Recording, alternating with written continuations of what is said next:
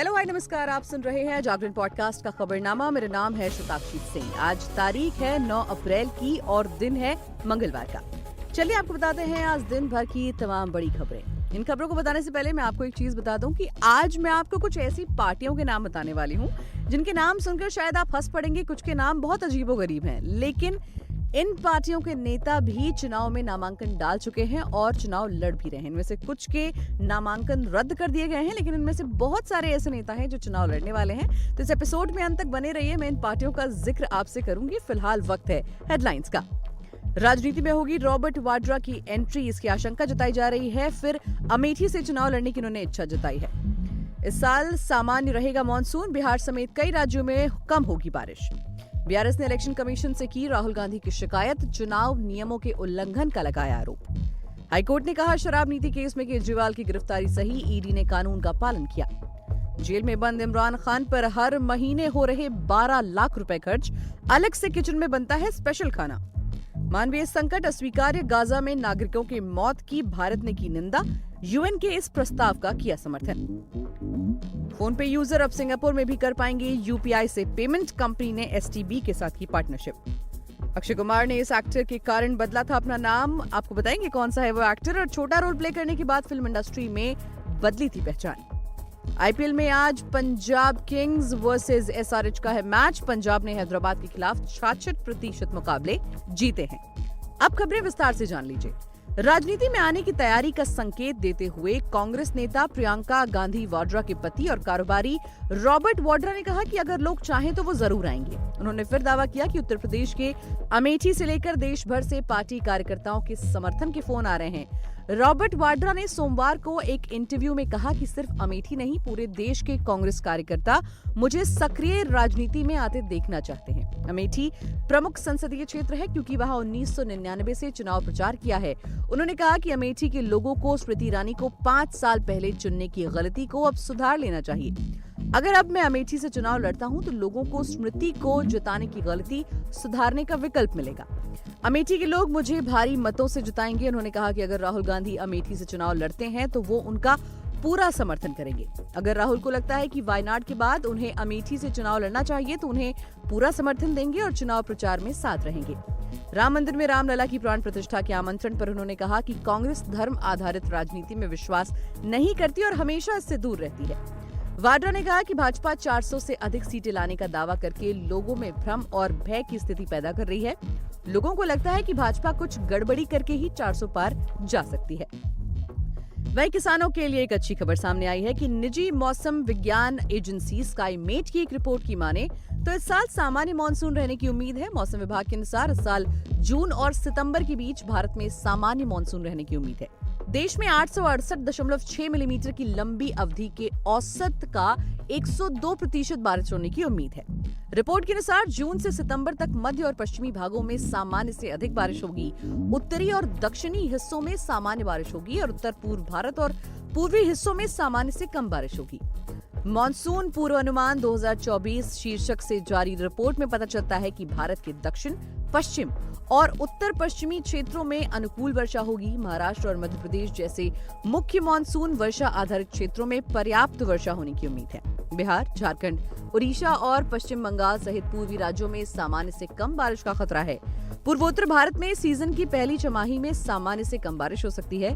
स्काईमेट ने आगे कहा कि केरल, कोंकण, कर्नाटक और गोवा में सामान्य से अधिक बारिश होगी। देश के मध्य भागों में सामान्य बारिश होगी। वहीं भारत राष्ट्र समिति यानी कि बीआरएस ने कांग्रेस नेता राहुल गांधी के खिलाफ चुनाव आयोग में शिकायत दर्ज करवाई है और आरोप लगाया है कि उन्होंने चुनाव नियमों का उल्लंघन किया है। चुनाव आयोग को सौंपे गए बीआरएस पत्र के अनुसार राहुल गांधी ने अपने हालिया यात्रा के दौरान चुनाव नियमों का उल्लंघन किया। पेस्टी ने कहा कि 6 मार्च को थुक्कुगुड़ा सार्वजनिक बैठक में उन्होंने बिना कोई सबूत दिए टेलीफोन टैपिंग मामले का निराधार संदर्भ दिया और उनके और उनकी पार्टी के खिलाफ कड़ी कार्रवाई की मांग की। पार्टी ने कहा कि बीआरएस नेता कर्ण प्रभाकर और दासूजो श्रवण ने पार्टी की ओर से चुनाव आयोग से शिकायत की। बीआरएस ने चुनाव आयोग से राहुल गांधी के बयानों की त्वरित जांच करने का आह्वान किया और उनके दावों के सबूत की मांग की। इसने चुनाव आयोग से चुनाव नियमों का उल्लंघन करने के लिए राहुल को संसदीय चुनावों में प्रचार करने से रोकने का आग्रह किया। पार्टी ने सीईसी से राहुल गांधी और कांग्रेस पार्टी के खिलाफ कार्रवाई करने की भी अपील की। बीआरएस ने शिकायत में कहा कि कांग्रेस नेता ने विशेष रूप से पार्टी अध्यक्ष केसीआर के खिलाफ अपमानजनक टिप्पणियां की। 6 मार्च को तुकुगुड़ा में सार्वजनिक बैठक में राहुल गांधी ने कथित तौर पर कहा कि आप जानते हैं कि आपके पूर्व मुख्यमंत्री ने सरकार कैसे चलाई। उन्होंने हजारों लोगों के फोन टेप किए और जो खुफिया एजेंसियां, टैक्स एजेंसियां और यहाँ की पुलिस थी, उन्होंने उनका दुरुपयोग किया। पार्टी ने अपनी शिकायत के समर्थन में राहुल गांधी की टिप्पणियों के वीडियो भी संलग्न किए। वहीं दिल्ली हाईकोर्ट ने मंगलवार को शराब नीति मामले में मुख्यमंत्री अरविंद केजरीवाल की गिरफ्तारी रिमांड को सही ठहराया। हाईकोर्ट ने कहा कि ईडी ने हमारे सामने पर्याप्त सबूत पेश किए। हमने बयानों को देखा जो बताते हैं कि गोवा के चुनाव के लिए पैसा भेजा गया था। हाईकोर्ट ने फैसले में सीएम को रिमांड में भेजने का फैसला भी बरकरार रखा है। आप इस फैसले के खिलाफ सुप्रीम कोर्ट जा सकती है। हाईकोर्ट ने कहा कि हमें संवैधानिक नैतिकता की फिक्र है, न कि राजनीतिक नैतिकता की। मौजूदा केस केंद्र और केजरीवाल के बीच नहीं है, ये केस केजरीवाल और ईडी के बीच है। हाईकोर्ट ने कहा कि ईडी ने कानूनी प्रक्रिया का पालन किया है, उसके पास हवाला ऑपरेटर्स और ऐप कैंडिडेट्स के बयान हैं।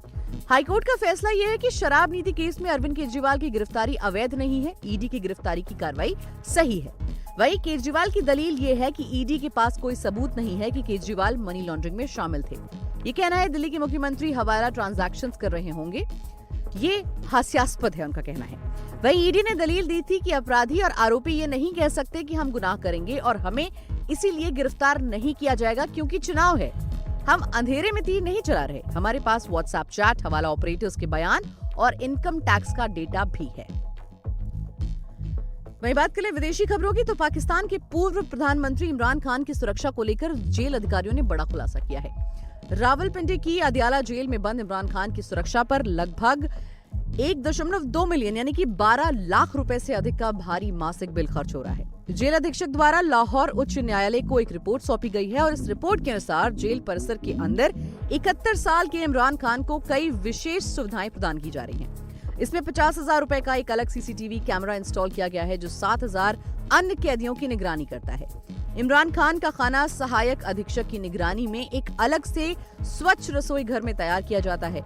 द एक्सप्रेस ट्रिब्यून अखबार की रिपोर्ट के अनुसार खान को खाना परोसने से पहले एक चिकित्सा अधिकारी या उपाधीक्षक द्वारा उसका निरीक्षण किया जाता है।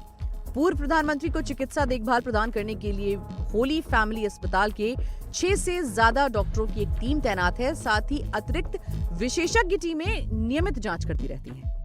बढ़ते अगली खबर की तरफ, भारत ने गाजा में चल रहे इजराइल हमास संघर्ष के कारण उत्पन्न मानवीय संकट को बिल्कुल अस्वीकार्य बताया है। इसके साथ ही संयुक्त राष्ट्र सुरक्षा परिषद के उस प्रस्ताव को सकारात्मक कदम बताया जिसमें रमजान के महीने में तत्काल युद्ध विराम की मांग की गई है।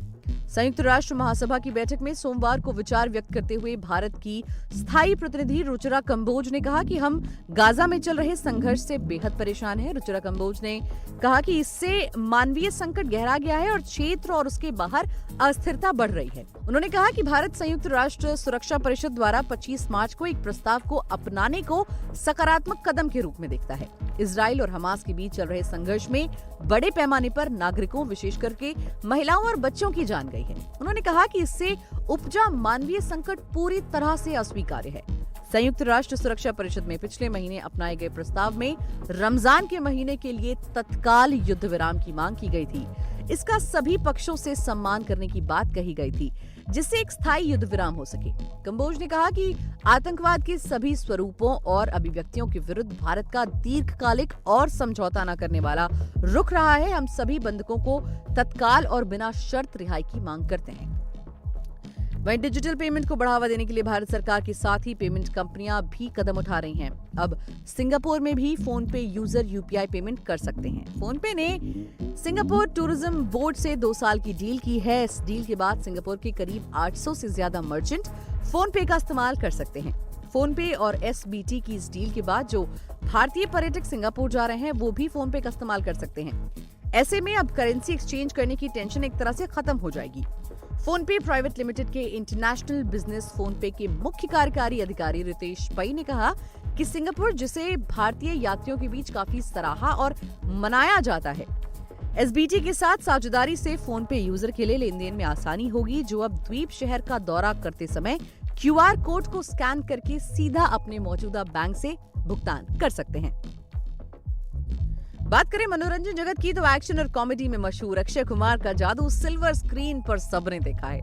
90 के दशक में बॉलीवुड में एंट्री करने वाले अक्षय ने अपने हैंडसम लुक्स के कारण भी खूब लाइमलाइट बटोरी है। अक्षय कुमार प्रोफेशनल लाइफ के अलावा पर्सनल लाइफ को लेकर भी सुर्खियों में बने रहते हैं, कभी अपने पास्ट रिलेशन को लेकर तो कभी कैनेडियन सिटीजनशिप को लेकर। अक्षय पर्सनल लाइफ से जुड़ी किसी न किसी कंट्रोवर्सी में जरूर फंसते हैं। अक्षय कुमार को लेकर एक और बात काफी ज्यादा चर्चा में आ रही है और वो है उनका नाम। ये बात सभी जानते हैं कि फिल्म इंडस्ट्री में आने से पहले उनका नाम राजीव भाटिया था। अक्षय ने बाद में अपना नाम बदल लिया है। हालांकि उन्होंने ऐसा क्यों किया इसलिए कभी उन्होंने खुलकर बात नहीं की। अब बड़े मियां छोटे मियां एक्टर का असली कारण बताने की बात सामने आई है। अक्षय कुमार ने एक पुराने इंटरव्यू में बताया कि उनकी एक फिल्म थी आज। इस मूवी के डायरेक्टर महेश भट्ट थे। फिल्म में अक्षय का रोल टीचर का था, जबकि उसके हीरो कुमार गौरव थे। फिल्म में कुमार गौरव का नाम अक्षय था। एक्टर ने बताया कि उन्हें ये नाम काफी अच्छा लगा और तभी से उन्होंने डिसाइड कर लिया कि वो इसी नाम को रखेंगे। वहीं खेल जगत की बात करें तो इंडियन प्रीमियर लीग 2024 में आज पंजाब किंग्स और सनराइजर्स हैदराबाद के बीच मुकाबला होगा। मैच मोहाली के Maharaja Yadavindra Singh International Cricket Stadium में शाम 7:30 बजे खेला जाएगा। टॉस शाम 7 बजे होगा। पंजाब ने हैदराबाद के खिलाफ आईपीएल में 66% मैच जीते हैं। दोनों टीमों ने 17वें सीजन में अब तक 2-2 मैच जीते हैं। दोनों को ही 2-2 मैचों में हार भी मिली है। दोनों टीमों के 4-4 पॉइंट्स हैं। एसआरएच पॉइंट्स टेबल में 5वें और पंजाब 6ठे नंबर पर है। आईपीएल में दोनों टीमों के बीच अब तक 21 मैच खेले गए हैं। इनमें पंजाब ने 14 और हैदराबाद ने 7 मैच जीते हैं। यानी हैदराबाद के खिलाफ पंजाब ने 66% मैच जीते। दोनों टीमों के बीच आखिरी मुकाबला हैदराबाद में 2023 में हुआ था। तब एसआरएच को 8 विकेट से जीत मिली थी। मोहाली में आखिरी बार दोनों टीमें साल 2019 में भिड़ी थी और यहाँ पंजाब ने 6 विकेट से ये मैच जीता था। चलिए बढ़ते हैं उस खबर की तरफ जिसमें मैं आपको उन पार्टियों के नाम बताने वाली हूँ जिनसे सुनकर आप शायद हंस पड़ेंगे। देखिए, बिहार के चुनाव में कुछ ऐसे भी नाम वाले दल पहले चरण में ही चुनाव में सक्रिय हैं जिनके नाम राजनीतिक किस्सों से अहमियत नहीं पाते। पहले चरण में जिन 4 लोकसभा क्षेत्र यानी कि गया, नवादा, औरंगाबाद और जमुई में चुनाव होना है, वहां से ऐसे दल के प्रत्याशियों ने भी नामांकन किए जिनके नाम आपने सुने भी नहीं होंगे। काफी रोचक नाम है इनके नाम लोगों में कौतूहल पैदा कर रहे हैं, यानी कि हंसी मजाक का माहौल पैदा कर रहे हैं। जैसे कि समझदार पार्टी, लोक पार्टी, संख्यानुपाती भागीदार पार्टी और ऐसे कई सारे नाम हैं। एक नाम है समझदार पार्टी। जमुई की कहानी यह है कि वहां से गौतम पासवान ने समझदार पार्टी, अनिल चौधरी ने नकी भारतीय एकता पार्टी, गुड़िया देवी ने भारतीय लोक चेतना पार्टी और श्रवण कुमार ने राष्ट्रीय जन संभावना पार्टी से नामांकन किया। वैसे इन रोचक नामधारी पार्टियों के चारों प्रत्याशियों के पर्चे रद्द हो चुके हैं। वहीं गया लोकसभा क्षेत्र की बात करें तो वहां से भी 3 प्रत्याशी इस तरह के नाम वाले दल से उतरे हैं। दिलचस्प ये है कि इनमें 2 प्रत्याशियों के पर्चे स्वीकार भी कर लिए गए। इनमें एक दल है भारतीय लोक चेतना पार्टी। इस दल से शिवशंकर चुनाव लड़ रहे हैं और दूसरा दल है लोकतांत्रिक समाजवादी पार्टी। उस दल से धीरेन्द्र प्रसाद चुनाव मैदान में है। गया से एक प्रत्याशी सिद्धेश्वर पासवान ने संख्यानुपाती भागीदारी पार्टी से अपना पर्चा भरा था। औरंगाबाद लोकसभा क्षेत्र से एक ऐसे दल के प्रत्याशी के रूप में कई उम्मीदवार मैदान में हैं, जिनके दल के बारे में बहुत ही कम लोग जानते हैं और उनमें से एक दल है लोक पार्टी। अजीत शर्मा ने औरंगाबाद लोकसभा क्षेत्र से लोक पार्टी के प्रत्याशी के रूप में अपना पर्चा भरा था। और एक और दल है भारतीय जन जागरण दल। इस दल से शंभू ठाकुर ने अपना पर्चा दाखिल किया था। अमित प्रसाद ने भारतीय लोक चेतना पार्टी से नामांकन किया। इन सभी के पर्चे रद्द हो गए। वहीं शैलेश कुमार ने अखिल हिंद फॉरवर्ड ब्लॉक दल से पर्चा भरा, जिसे स्वीकार कर लिया गया। नवादा लोकसभा क्षेत्र से भी इस तरह के नामधारी दल थे जिनके बारे में चुनाव के पहले कोई भी चर्चा नहीं सुनी गई। इनमें एक दल है समाज शक्ति पार्टी। मोहम्मद मुकीम ने इस दल से पर्चा भरा था, जिसे रद्द कर दिया गया। तो ये थे कुछ पार्टियों के ऐसे नाम जो आपने कभी सुने भी नहीं होंगे।